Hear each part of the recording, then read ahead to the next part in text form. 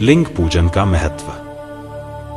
नंदिकेश्वर कहते हैं, ब्रह्मा और विष्णु भगवान शिव को प्रणाम कर चुपचाप उनके दाएं बाएं भाग में खड़े हो गए। उन्होंने पूजनीय महादेव जी को श्रेष्ठ आसन पर बैठाकर पवित्र वस्तुओं से उनका पूजन किया। दीर्घकाल तक स्थिर रहने वाली वस्तुओं को पुष्प वस्तु तथा अल्पकाल तक टिकने वाली वस्तुओं को प्राकृत वस्तु कहते हैं।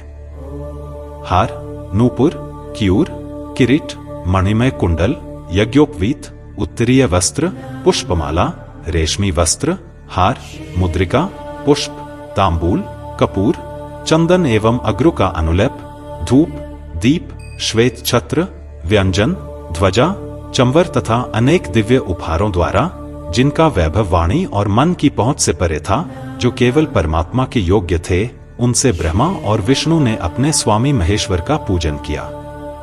इससे प्रसन्न होकर भगवान शिव ने दोनों देवताओं से मुस्कुराकर कहा, पुत्र, आज तुम्हारे द्वारा की गई पूजा से मैं बहुत प्रसन्न हूं। इसी कारण यह दिन परम पवित्र और महान होगा। यह तिथि शिवरात्रि के नाम से प्रसिद्ध होगी और मुझे परम प्रिय होगी।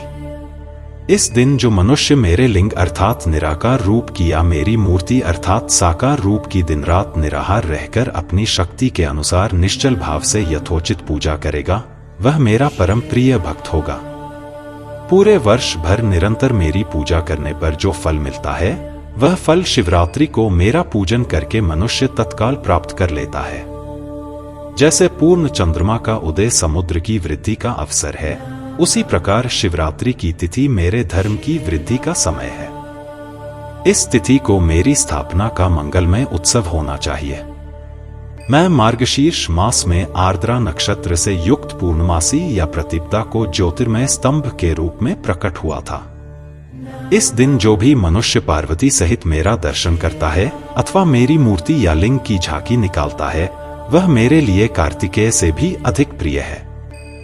इस शुभ दिन मेरे दर्शन मात्र से पूरा फल प्राप्त होता है। यदि दर्शन के साथ मेरा पूजन भी किया जाए तो इतना अधिक फल प्राप्त होता है कि वाणी द्वारा उसका वर्णन नहीं किया जा सकता। लिंग रूप में प्रकट होकर मैं बहुत बड़ा हो गया था। अतः लिंग के कारण यह भूतल लिंग स्थान के नाम से प्रसिद्ध हुआ। जगत के लोग इसका दर्शन और पूजन कर सकें, इसके लिए यह अनादि और अनंत ज्योति स्तंभ अथवा ज्योतिर्मय लिंग अत्यंत छोटा हो जाएगा। यह लिंग सब प्रकार के भोग सुलभ कराने वाला तथा भोग और मोक्ष का एकमात्र साधन है। इसका दर्शन, स्पर्श और ध्यान प्राणियों को जन्म और मृत्यु के कष्ट से छुड़ाने वाला है। शिवलिंग के यहाँ प्रकट होने के कारण यह स्थान अरुणाचल नाम से प्रसिद्ध होगा तथा यहाँ बड़े बड़े तीर्थ प्रकट होंगे। इस स्थान पर रहने या मरने से जीवों को मोक्ष प्राप्त होगा।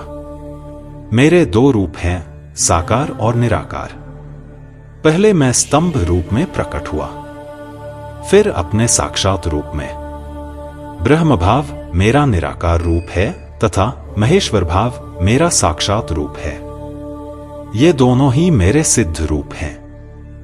मैं ही पर ब्रह्म परमात्मा हूं। जीवों पर अनुग्रह करना मेरा कार्य है।